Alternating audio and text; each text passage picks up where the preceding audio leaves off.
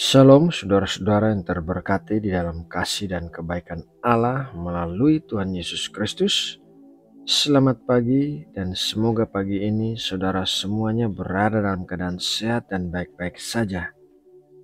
Saudaraku, sebentar lagi kita akan memulai saat teduh untuk mendengarkan firman Tuhan. Jadi mari kita sama-sama mempersiapkan hati kita dengan berdoa. Bapa Surgawi, Allah yang Maha Kuasa, pagi ini kembali kami datang kepadamu dalam ucapan syukur dan kerendahan hati untuk menerima berkat pengajaran-Mu. Kami bersyukur buat perlindungan yang kami terima di sepanjang malam saat kami tidur, sehingga pagi ini kami bisa bangun dalam keadaan tubuh yang sehat dan siap untuk melakukan aktivitas kami hari ini. Berkatilah kami dengan makanan surgawi yang akan mengenyangkan roh dan jiwa kami, serta memberikan kami kekuatan untuk menjalani sepanjang hari ini dengan baik. Berikanlah kami hikmat dan hati yang dipenuhi pengertian saat kami mendengarkan firman-Mu dengan sungguh-sungguh dan melakukan kehendak-Mu dengan penuh ketaatan. Terima kasih Bapa, dalam nama Tuhan Yesus Kristus kami berdoa dan mengucap syukur. Amin. Saudara yang terkasih di dalam Kristus, iman merupakan dasar dari segala sesuatu yang kita lakukan dan dasar dari semua keputusan-keputusan kita. Penulis kitab Ibrani mengatakan demikian dalam Ibrani 11 ayat 6. Tetapi tanpa iman tidak mungkin orang berkenan kepada Allah, sebab barang siapa berpaling kepada Allah, ia harus percaya bahwa Allah ada dan bahwa Allah memberi upah kepada orang yang sungguh-sungguh mencari Dia. Iman memiliki berbagai dimensi seperti halnya sebuah berlian, dan dalam renungan firman Tuhan pagi ini kita akan belajar tulisan Rasul Petrus dalam 2 Petrus 1 ayat 5-7. Justru karena itu, kamu harus dengan sungguh-sungguh berusaha untuk menambahkan kepada imanmu kebajikan, dan kepada kebajikan pengetahuan, dan kepada pengetahuan penguasaan diri, kepada penguasaan diri ketekunan, dan kepada ketekunan kesalehan, dan kepada kesalehan kasih akan saudara-saudara, dan kepada kasih akan saudara-saudara kasih akan semua orang. Sisi pertama dari iman yang dikatakan oleh Rasul Petrus adalah berhubungan dengan pengembangan karakter kita. Iman ditambahkan kebajikan, ditambahkan pengetahuan, ditambahkan penguasaan diri, ditambahkan ketekunan, dan ditambahkan kesalehan.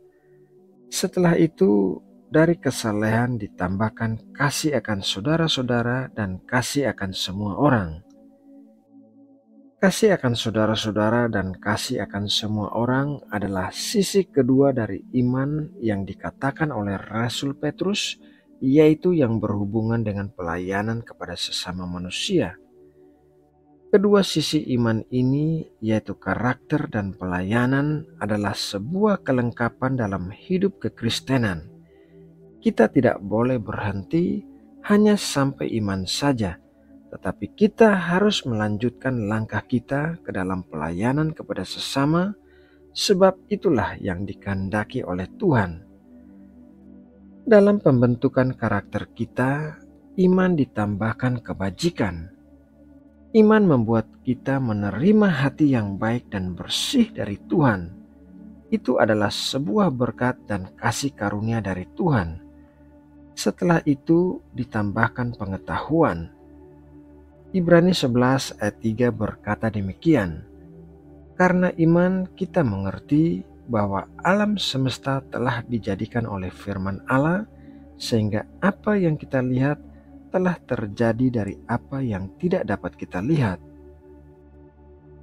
Pengetahuan dan pengertian di sini bukanlah sebuah produk dari logika kita, melainkan pengertian yang datang oleh iman melalui pembelajaran firman Tuhan. Iman akan memampukan kita untuk mengartikan pengetahuan akan ayat-ayat firman Tuhan dengan benar dan tepat. Setelah pengetahuan, yang berikutnya adalah penguasaan diri. Penguasaan diri adalah buah roh yang dihasilkan dari iman. Penguasaan diri akan membuat kita bisa mengendalikan tubuh kita sendiri oleh kekuatan ilahi. Setelah penguasaan diri, yang berikutnya adalah ketekunan. Ketekunan dihasilkan dalam hidup kita melalui ujian-ujian dan penderitaan. Apabila kita tidak memiliki iman Allah, maka kita pasti akan menyerah dan berhenti di tengah lembah penderitaan kita. Setelah ketekunan, maka yang berikutnya adalah kesalehan. Kesalehan berarti kesamaan dengan Allah atau menjadi seperti Allah. Dan agar kita bisa mengetahui seperti apakah Allah itu, maka kita bisa melihat kepada Tuhan Yesus. Semua proses karakter kita bukanlah demi kepentingan kita sendiri, melainkan Tuhan ingin agar kita mengasihi dan melayani sesama kita, dimulai dari saudara-saudara yang seiman dan kemudian kepada semua orang. Tuhan Yesus sendiri telah mencontohkan hal ini dalam kehidupannya sewaktu ada di bumi ini. Saudaraku yang terkasih di dalam Kristus, melalui renungan firman Tuhan pagi ini, hendaknya kita membuka diri kita untuk menerima proses yang memurnikan karakter kita dan memakai iman kita untuk melayani sesama, karena itulah yang dikehendaki oleh Tuhan. Marilah kita mengingat apa yang dikatakan oleh firman Tuhan dan melakukannya dengan setia. Nah, saudaraku, mari kita menutup renungan ini dengan berdoa. Tuhan Allah kami, Allah yang bertahta di dalam kerajaan sorga, kami mengucap syukur atas berkat firman-Mu yang baru saja kami dengarkan. Kami percaya Engkau telah menjamah setiap hati dan berbicara kepada setiap pribadi. Engkau memiliki rencana yang indah bagi setiap orang yang mendengarkan, dan kami percaya rencana-Mu tidak akan gagal. Ya Bapa, kami berdoa menyerahkan seluruh aktivitas kegiatan kami di sepanjang hari ini ke dalam tangan-Mu.